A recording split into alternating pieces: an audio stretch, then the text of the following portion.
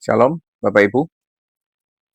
Saya hari ini akan bahas mengenai masalah atau hal ineransi dan involvability. Apa bedanya ineransi dan involvability? Ya. Kedua istilah ini, yaitu ineransi dan involvabilitas atau involvability itu memang mirip ya, Bapak Ibu ya. Sama-sama berbicara tentang ketidakmungkinan Alkitab itu salah. Tetapi keduanya itu memiliki nuansa dan penekanan yang berbeda, Bapak Ibu. Mari kita bahas dengan jelas, sistematis, dan alkitabiah, Bapak Ibu ya. Pengertian dasar ineransi. Ya. Ineransi berarti bahwa Alkitab di dalam naskah aslinya, yaitu autograf, tidak mengandung kesalahan apapun, baik dalam hal teologi, sejarah, maupun fakta-fakta sejarah yang dimaksudkan oleh penulisnya. Gitu ya. Jadi, Alkitab benar di dalam segala hal yang dikatakannya, bukan hanya di dalam urusan iman dan moral. Kata kuncinya adalah tanpa kesalahan atau error free. Ya. Mazmur 19 ayat 9 dan 10 mengatakan, 8 dan 10 ya, sampai 10. Taurat Tuhan itu sempurna, menyegarkan jiwa. Peraturan Tuhan itu teguh, memberikan hikmat.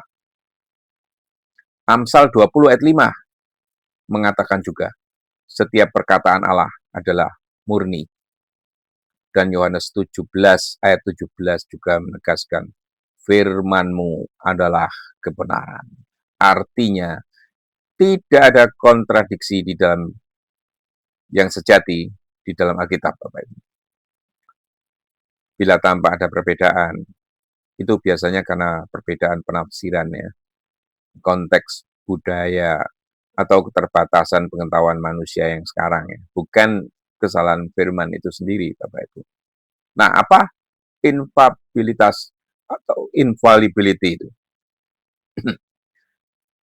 Infallibilitas berarti bahwa Alkitab tidak dapat menyesatkan atau gagal di dalam menyampaikan kebenaran yang Allah kehendaki untuk disampaikan.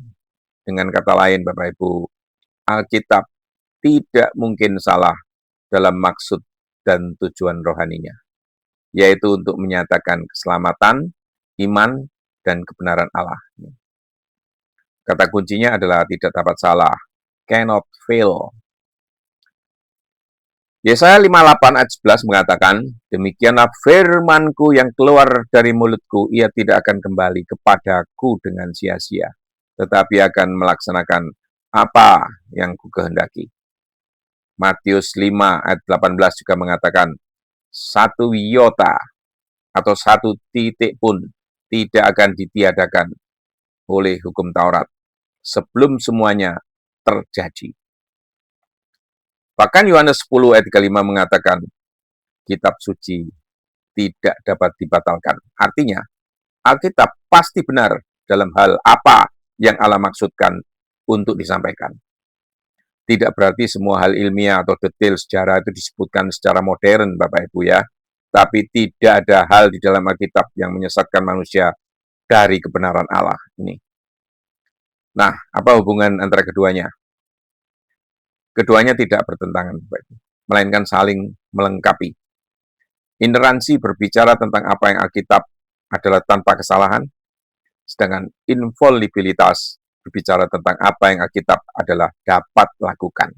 Tidak mungkin gagal menyatakan kebenaran Allah. Maka Alkitab itu benar atau ineran dan dapat dipercaya sepenuhnya, infallible.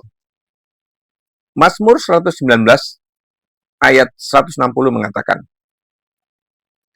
dasar firman-Mu adalah kebenaran dan setiap hukum-Mu yang adil adalah untuk selama-lamanya. Contoh praktis untuk membedakan, Bapak Ibu. Ketika Alkitab itu menyebut jumlah tahun pemerintahan raja, jumlah itu benar, tidak salah, tidak error, ineransi. Informasi ini tidak menjadikan umat, tidak menyesatkan umat. Informasinya tadi tidak menyesatkan umat dalam arti infallible, Ketika Alkitab mengajarkan kasih Allah, ajaran itu tanpa kesalahan atau intoleransi. Ajaran itu tidak mungkin gagal menuntun manusia kepada keselamatan, infallible. Ketika Alkitab berbicara tentang penciptaan, tidak ada kesalahan di dalam maksud penulisnya. Inilah ineransi. Pesan tentang Allah sebagai pencipta pasti benar dan membawa iman, infallible. Ini, ya. Jadi kesimpulan teologisnya, Bapak Ibu, ineransi menegaskan bahwa Alkitab tidak memiliki kesalahan alias error free di dalam naskah aslinya. Infallibilitas menegaskan bahwa Alkitab tidak dapat gagal, cannot fall, untuk menyampaikan kebenaran Allah. Keduanya merupakan konsekuensi logis dari nature Allah, ya, sendiri, sebab jika Allah itu benar dan tidak dapat berdusta di dalam Titus 1 ayat 2, maka firman-Nya pun tidak mungkin salah.